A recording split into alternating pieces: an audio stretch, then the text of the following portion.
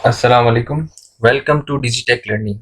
आज का हमारा टॉपिक है फॉन्ट फॉर्मेटिंग। आज हम सीखेंगे कि हम फॉन्ट फॉर्मेटिंग कैसे करते हैं, मींस कि हम टेक्स्ट की फॉर्मेटिंग कैसे करते हैं। तो चलते हैं हम एमएस वर्ड की तरफ।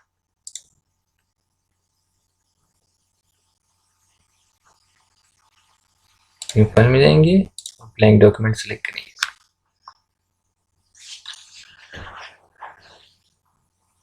फॉन्ट क्या है? जैसे कि आप यहाँ पे देख सकते हैं कि ये जो हमारे पास डिफरेंट स्टाइल्स होते हैं, हमारे टेक्स्ट के डिफरेंट स्टाइल्स हैं, इनको फॉन्ट्स कहा जाता है। आपने देखा होगा काफी जगहों पर डिफरेंट स्टाइल्स में हमारा टेक्स्ट टाइप होता है, टेक्स्ट लिखा हुआ होता है, तो वो यहीं से चेंज होता है। इसको हम फॉन्ट कहते हैं। तो ये हमारे पास डिफरेंट फॉन्ट फॉर्मेटिंग्स हैं। यहाँ से हम डिफरेंट फॉर्मेट्स अप्लाई करते हैं अपने फॉन्ट पे, अपने टेक्स्ट पे। हम कुछ टाइप करते हैं और फिर हम उस पर फॉर्मेटिंग अप्लाई करते हैं।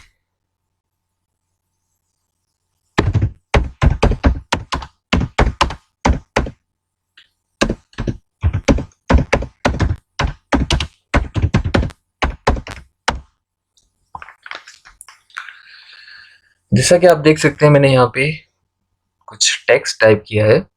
अब मुझे इस टेक्स्ट का फॉन्ट चेंज करना है, मीन्स कि इसका लुक चेंज करना है, इसका फॉन्ट स्टाइल चेंज करना है। तो मैं यहाँ पे एरो पे क्लिक करूंगा।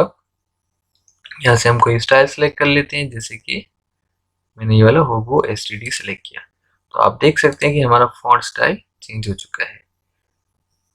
इसी तरह आप इसके साथ में देख सकते हैं 11 शो हो रहा है। ये हमारा फॉन्ट साइज है। आपको फॉन्ट का साइज इंक्रीज डिक्रीज करना है तो आप इसके थ्रू करेंगे। मैंने इस पूरी लाइन को सिलेक्ट किया। सेलेक्ट करने के बाद मैंने यहाँ पे एरो पे क्लिक किया, तो यहाँ पास डिफरेंट नंबर्स में साइज अवेलेबल है। तो मैं यहाँ से आगे बढ़ाता जाता हूँ साइज को, तो आप देख सकते हैं कि साइज कैसे इंक्रीज हो रहा है हमारा फॉन्ट का।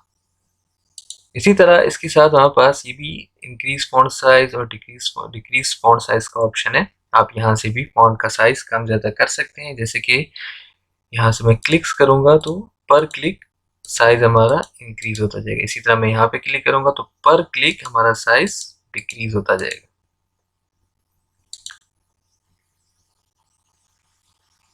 इसी तरह यहाँ पे मैं एक और चीज़ आपको बताना चलूँ कि जब भी हम कोई लेटर वगैरह या कोई भी टाइपिंग वर्क करते हैं, तो उसमें बाय डिफ़ॉल्ट हमें टेक्स्ट साइज 11 रखना होता है, और उस हेडिंग्स में हम यूज़ करते हैं टेक्स्ट साइज जो है 24 या 26, ये डिफ़ॉल्ट साइज है। तो जब भी आप कोई हेडिंग्स टाइप कर रहे हो तो आप हेडिंग्स के लिए 24, 26 यूज़ करें, और जो आपका टेक्स्ट है उसके लिए आप 11 यूज़ करें। इसी तरह इसका मैं फॉन्ट्स वापस चेंज कर देता हूँ। नेक्स्ट हमारे पास यहाँ पे बी का ऑप्शन आ रहा है। बी का मतलब है बोल्ड। ये हमारे टेक्स्ट को बोल्ड कर देता है, थोड़ा स्ट्रॉन्ग शो करा देता है। तो हम इस पर क्लिक करते हैं तो आप देख सकते हैं हमारा टेक्स्ट बोल्ड हो चुका है। इसी तरह नेक्स्ट हमारे पास आई। I means italic. ये हमारे टेक्स्ट को इटैलिसाइज कर देता है। इस पर क्लिक किया, आप देख सकते हैं हमारा टेक्स्ट इटैलिसाइज हो चुका है। नेक्स्ट हमारे पास है अंडरलाइन। आपको किसी लाइन को अंडरलाइन देनी है, कोई वर्ड हो या कोई लाइन हो या कोई पैराग्राफ हो, उसको अंडरलाइन देना है, तो आप यहाँ से सेलेक्ट करके इसको अंडरलाइन पे यू पे क्लिक करेंगे तो उसकी अंडरलाइन आ जाएगी। इसी तरह अगर आपको अंडरलाइन का स्टाइल चेंज करना है तो आप यहाँ पे इस एरो पे क्लिक करेंगे, तो यहाँ पे हमारे पास डिफरेंट स्टाइल्स हैं अंडरलाइन के। आपको जो समझ आए, जो पसंद आए, आप वो यहाँ से सेलेक्ट कर सकते हैं। आप देख सकते हैं मैं जब भी यहाँ से कोई फॉर्मेट अप्लाई कर रहा हूँ तो लाजमी मैं उसको सेलेक्ट कर रहा हूँ। तो जो हम जब भी हम कोई फॉर्मेट अप्लाई करते हैं तो लाजमी हमें सिलेक्शन करनी होती है। जितने टेक्स्ट की हमने सिलेक्शन की होगी उतने टेक्स्ट पे वो फॉर्मेट अप्लाई होगा। अगर मैं एक वर्ड को सिलेक्ट करूंगा तो एक वर्ड पे वो फॉर्मेट अप्लाई होगा, एक लाइन को सिलेक्ट करूंगा तो एक लाइन पे वो फॉर्मेट अप्लाई होगा। तो जब भी आप काम करें तो इस बात का ख्याल रखिएगा कि जितनी सिलेक्शन आप करेंगी उसी सिलेक्शन पे वो परफेक्ट फॉर्मेट अप्लाई होगा। इसी तरह नेक्स्ट हमारे पास, अच्छा अगर ये मुझे फॉर्मेट्स यहाँ से रिमूव करने हैं तो ये जब हम यहाँ से अप्लाई करते हैं फॉर्मेट्स तो ये हाईलाइट हो जाते हैं। तो मैं अगेन पे क्लिक करूंगा तो वो फॉर्मेट्स रिमूव होंगे। इसी तरह नेक्स्ट हमारे पास ऑप्शन है स्ट्राइक थ्रू का। स्ट्राइक थ्रो का काम ये होता है, ये हमारे टेक्स्ट के ऊपर क्रॉस लाइन शो करा देता है। जैसे आपसे कोई मिस्टेक हो जाए तो आप उसके ऊपर क्रॉस लाइन ड्रॉ कर लेते हैं, तो सेम वही, जैसे कि फॉर एग्जांपल डिजिटेक जो है ये मिस्टेक है यहाँ पे, मैंने इसको सेलेक्ट किया, सेलेक्ट करने के बाद मैंने यहाँ पे स्ट्राइक थ्रो पे क्लिक किया, तो आप देख सकते हैं इसके ऊपर एक क्रॉस लाइन आ चुकी है। इसी तरह हमारे पास यहाँ पे ऑप्शंस हैं सबस्क्रिप्ट एंड सुपरस्क्रिप्ट। जैसे कि मैथमेटिक्स में और केमिस्ट्री में हमें इस चीज़ की ज़्यादा ज़रूरत पड़ती है। हमारे पास केमिस्ट्री में वाटर का फॉर्मूला होता है H2O, तो जो फॉर्मूला है वो थोड़ा इससे डिफरेंट होता है। जैसे ये अभी शो हो रहा है इस तरह नहीं होता, थोड़ा डिफरेंट होता है। डिफरेंट ये होता है कि जो 2 है थोड़ा छोटा सा नीचे की तरफ होता है। तो अब हमें उसी तरह शो करना है, तो हमने 2 को सिलेक्ट किया है। सिलेक्ट करने के बाद हम यहाँ से सबस्क्रिप्ट अप्लाई करेंगे। जैसे मैंने क्लिक किया तो आप देख सकते हैं यहाँ पे सबस्क्रिप्ट अप्लाई हो चुके और 2 नीचे जा चुके हैं। इसी तरह मैथमेटिक्स में हमारे पास AB2, तो ये जो 2 है ये ऊपर की तरफ छोटा सा होता है, तो यहाँ पे हम सुपरस्क्रिप्ट अप्लाई करेंगे। मैंने क्लिक किया, ये सुपरस्क्रिप्ट अप्लाई हो चुका है। इसी तरह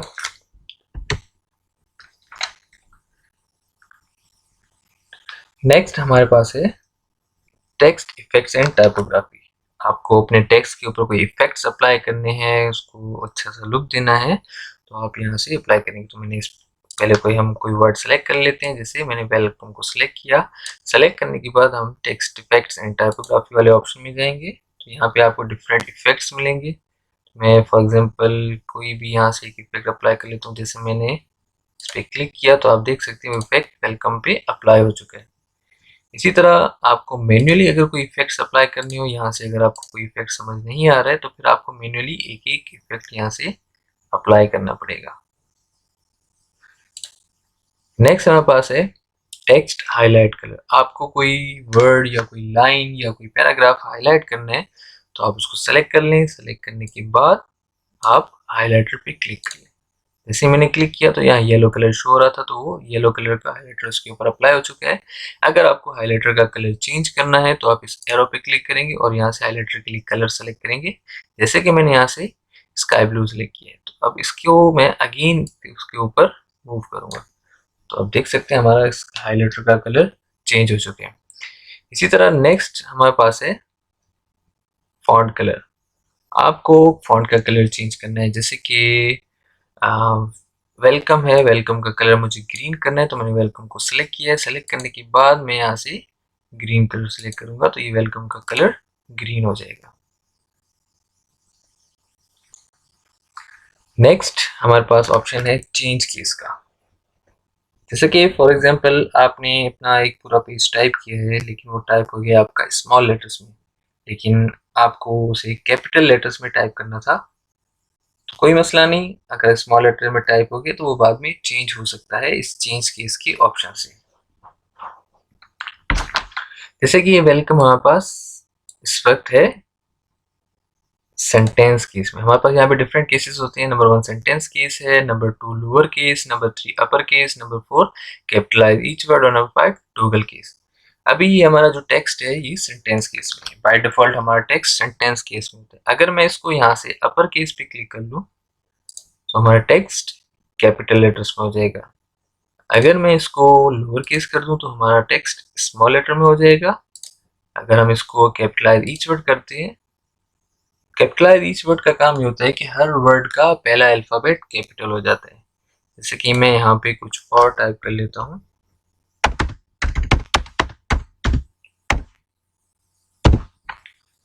मैंने इन दोनों वर्ड्स को सिलेक्ट किया। सिलेक्ट करने के बाद मैंने यहाँ पे कैपिटलाइज ईच वर्ड पे क्लिक किया, तो आप देख सकते हैं कि दोनों वर्ड्स का पहला अल्फाबेट कैपिटल हो चुका है।